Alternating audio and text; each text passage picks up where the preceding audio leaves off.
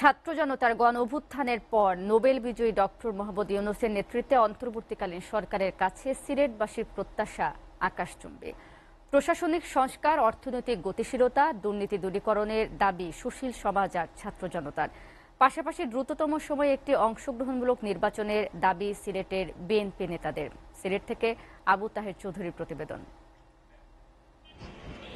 গত 5 আগস্টের ছাত্র জনতার গণ অভ্যুত্থানে শেখ হাসিনা প্রধানমন্ত্রীর পদ থেকে পদত্যাগ করে ভারতে পালিয়ে যান। বৈষম্য বিরোধী ছাত্র আন্দোলনের সমন্বয়কদের প্রস্তাবে নোবেল বিজয়ী ডক্টর মোহাম্মদ ইউনূসকে প্রধান উপদেষ্টা করে গঠিত হয় অন্তর্বর্তী সরকার। নতুন সরকার গঠনের পর থেকেই সিলেটবাসীর প্রত্যাশা ও প্রাপ্তির হিসেব কষছেন। রাষ্ট্রীয় উচ্চ পর্যায়ের দুর্নীতিকে নির্মূল, অর্থ পাচার রোধ, মুক্ত গণমাধ্যম, রাষ্ট্রীয় দমন নিপীড়ন বন্ধ এবং স্বৈরাচার সরকারের পুনরাবৃত্তি না হওয়ার প্রত্যাশা সিলেটের ছাত্র জনতার। আমার দেশটাকে দুর্নীতিমুক্ত করেন, আমার দেশটাকে স্বাভাবিক করে তোলেন, তার থেকে চাওয়ার কিছুই নাই। ভিতরে কি ফ্লো আছে সরকারের, এটা আইডেন্টিফাই করে যাতে নেক্সট সরকার যাতে স্বৈরাচার হয় না।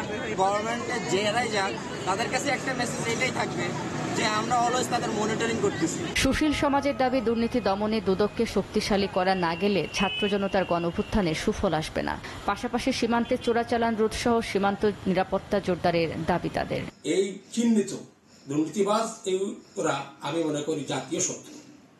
এরা 71-এ যারা আমাদের স্বাধীনতা সংগ্রামে যারা বিরোধিতা করছে ঠিক তাদের সমান এরা জাতীয় দুশ্মন। আগেই এদেরকে আমাদের স্বাধীনতা সার্বভৌমত্ব এবং এই বুলন্টিত হয়ে গেল যদি এই অভ্যুত্থানটা না হতো।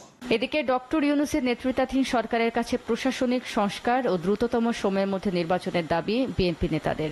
অবশ্যই সব প্রতিষ্ঠানগুলোকে কিছুটা যে জঞ্জাল রয়েছে জঞ্জালগুলোকে ঠিক করে তার জন্য অতিরিক্ত সময় তো নেওয়া যাবে না। একটা পর্যায়ে রাজনৈতিক সামাজিক সকল নেতৃবৃন্দকে নিয়ে বসে দেশটা কিভাবে আগামী নির্বাচন করা যায়, পাশাপাশি দেশটাকে কিভাবে পুনর্গঠন করা যায়। ছাত্র জনতার গণ অভ্যুত্থানের সুফল দেশের প্রতিটি ঘরে পৌঁছলে সার্থক হবে সহস্র শহীদদের আত্মত্যাগ, এমনটাই প্রত্যাশা সিলেটবাসীর। SATV news desk.